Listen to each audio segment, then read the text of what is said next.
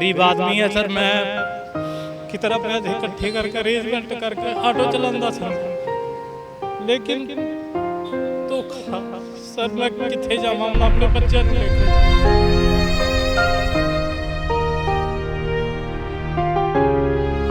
2019 में उसने किस्तें मैं खुद भरने गई तो वहाँ पे मुझे पता चला स्टेट ऑफिस में ये मकान फर्जी है। सेक्टर 25 में फर्जी तरीके से मकान बेचने का मामला सामने आया है। ये मामला सामने आने के बाद अब लगातार शिकायतकर्ता आगे आ रहे हैं। काफ़ी लोगों के साथ ये फ्रॉड हुआ है, लेकिन उनको इस बारे में जानकारी नहीं थी। अखबारों में और मीडिया न्यूज़ चैनलों में इसके बारे में जब खबर छपी तो वो भी कहते हैं कि उन्होंने भी ये मकान ख़रीदा था, ये उन्हें अलॉट नहीं हुआ था, किसी से उन्होंने ख़रीदा था, उसके बाद मकान बनाया, बिजली पानी का कनेक्शन दिलाने के नाम पर ठगी की गई उनके साथ। वो सभी शिकायतकर्ता हमारे साथ हैं, उनसे बातचीत करते हैं जिनके साथ ये फ्रॉड हो चुका है। आपका नाम क्या है, कौन सा मकान नंबर आपको बेचा गया था और कब आपको पता चला? मेरा नाम संजीव सिंह धारीवाल है जी। 1524 नंबर मेरे मकान का है। तो स्टार्टिंग में सर जो मेरे नाल फ्रॉड होया है, एक सुंदर नाम का बंदा है जो कहता था भी मैं स्टेट ऑफिस में लग्या होया है, तो ये प्लॉट ले लै, तो 5 लाख रुपये च उन्होंने मेरे नाल तय किया। तो मैं मकान सर बना लिया, टीना पा लिया, छत लिया। उस तो बाद फिर उन्होंने कई महीने मेरे तो मैनू टॉर्चर करता रहा कि पैसे दे, मैं तेनों कागज़ दें। फिर मैं उन्होंने कहा कि मैनू असली कागज़ लिया के दे दे तो मैं पेमेंट देने नूं तैयार हाँ। तो उन्होंने सर वो फिर मुड़ के नहीं आया मेरे को। उस तो बाद सर कोई किसी ने, मेरे दोस्त ने मैनू राय दी कि मेरा बंदा है कोई स्टेट ऑफिस में, आसीम नाम का बंदा है, वो उत्थे पीएन लग्या होया, तो 1,25,000 रुपया सर उन्होंने मेरे तो ले लिया, डॉकूमेंट कोई नहीं दिता है। तो उस तो बाद ये बलविंदर सिंह आ गए जी। बलविंदर सिंह ने मेरे तो 5 लाख रुपये में तय किया कि मैं तेनों कागज़ बना के दे दूँगा, डुप्लीकेट नहीं दूँगा, ओरिजिनल दूँगा, पर पहला तेनों अपना ऑनलाइन और स्लिपां सारा कुछ कर्जा करा के, सारा ठीक ठाक करा के, तद मैं तेनों कागज़ दे दूँगा बना के। तो 2 लाख रुपया सर उन्होंने ले लिया मेरे तो। तो हुण पता लग रहा कि वो भी फ्रॉड है। मैं सर गरीब आदमी है सर, मैं कितना पैसे इकट्ठे करके अरेंजमेंट करके ऑटो चलाता सर मैं, लेकिन तो सर मैं कितने जावा हूँ अपने बच्चों को लेके, तकलीफ है सर। अच्छा, जो ये आपके मकान के कागजात हैं, ये कहाँ पर बनवाए थे उस टाइम पे? आपको कहाँ पर दिए थे ये कागजात बनवा के?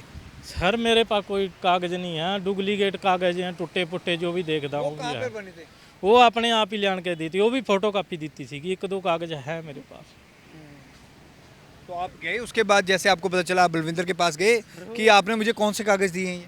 सर मिले ही नहीं है जी, मुड़ के असीं लभदे फिर रहे हैं उन्होंने, तो वो नहीं मिल रहा सानू, हुण कित्थे जाइए लभण उन्होंने। वो जदों पता लगता कहते फ्रॉड हो गया जी, क्या करें। टोटल आप अभी तक कितना अमाउंट खर्च चुके थे उस घर पे? सर मेरा 2 लाख रुपया बलविंदर नूं देत्या, 1,25,000 रुपया आसीम नाम का लड़का है जो कहता मैं हाउसिंग उत्ते DC ऑफिस में पता नहीं कित्थे है, तो उन्हें मेरे दोस्त ने दुआया उन्होंने, वो लेके खुश हो गया जी। 50,000 रुपया सुंदर लाल ने ले लिया जी मेरे तो। मैं सर बड़ी बुरी जी। आपका कौन सा मकान नंबर था और आपको कैब पता चला कि आपके साथ ये ठगी होगी? मेरा मकान नंबर 551 है। मेरे को बलविंदर ने दिया था, उसने बोला ये मकान ठीक है आप ले लो। मेरे को खाली प्लॉट उसने 4 लाख 28 लाख में दिया, 28,000 में दिया। तो फिर मैंने उसमें 2019 में उसने किस्तें मैं खुद भरने गई तो वहाँ पे मुझे पता चला स्टेट ऑफिस में ये मकान फर्जी है।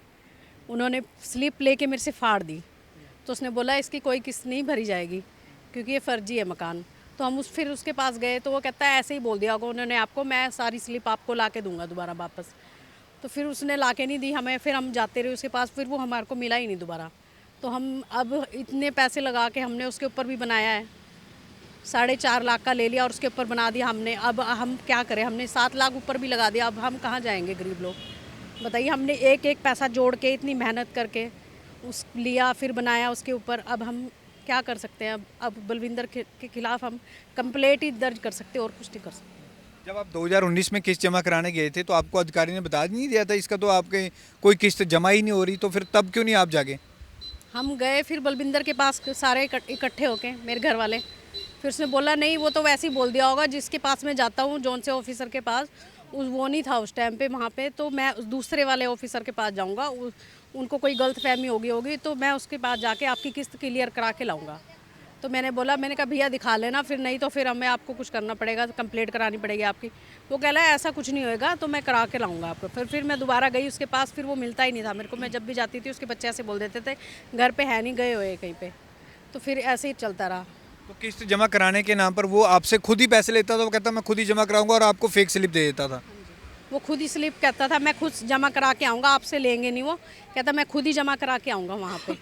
तो हम उसको ही दे देते थे, जितने भी दे रहे थे 3-4 महीने के इकट्ठे करके उसको ही दे देते थे हम सारे पैसे। तो वो खुद ही कहता था मैं जमा करा के आता हूँ और फिर मैं वो करता हूँ।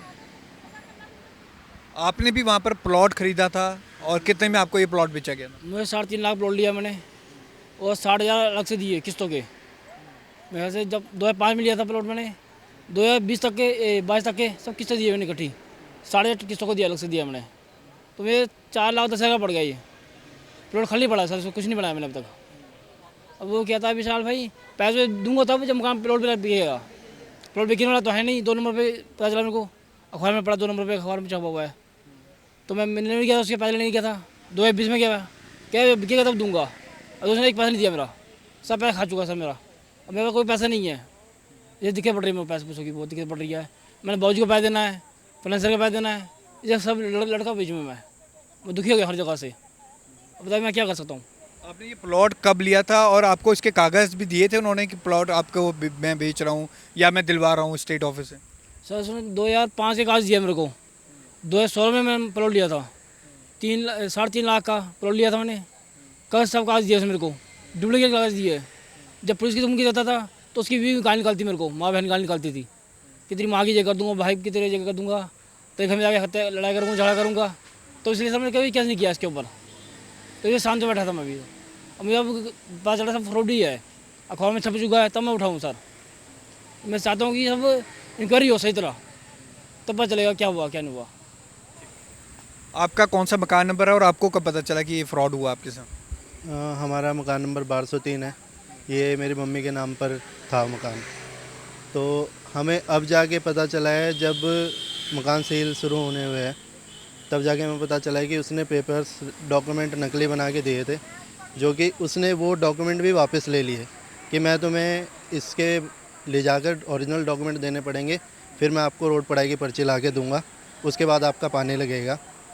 तो उन्होंने जो ओरिजिनल डॉक्यूमेंट थे वो भी ले लिए फेक बने हुए, और अब हमारे पास कुछ भी नहीं रहा है, यहाँ तक कि फ़ोटोकॉपी भी नहीं है कोई। जब ये बेचा था कितने का बेचा था आपको और क्या बोला था तब?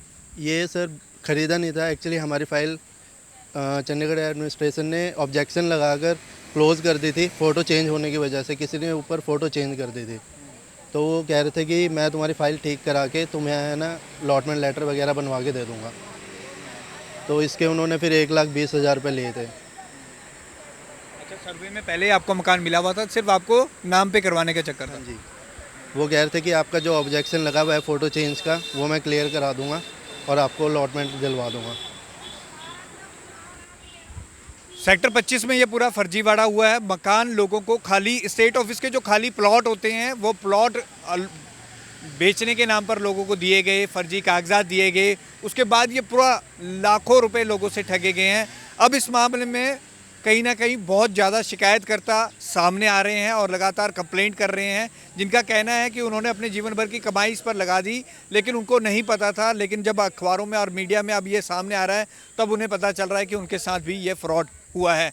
अब इस मामले की पूरी निष्पक्ष एक जांच होनी चाहिए, क्योंकि ये कई लोगों के साथ ये फ्रॉड हुआ है। कैमरामैन अमित के साथ भगवत सिंह, पंजाब केसरी, जगबानी टीवी, चंडीगढ़।